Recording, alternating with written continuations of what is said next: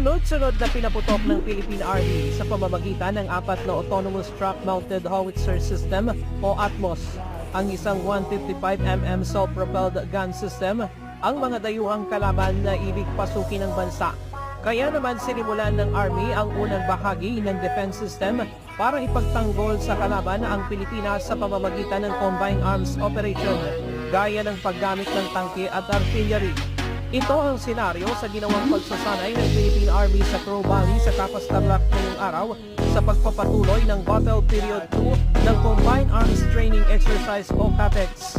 Itinanggi naman ng Philippine Army na ang ginagawang ito ng CATEX ay show of force ng sundalo, kundi dapat lang talagang paghandaan ng bansa ang kinakaharap na problema sa pagtatanggol ng ating teritoryo.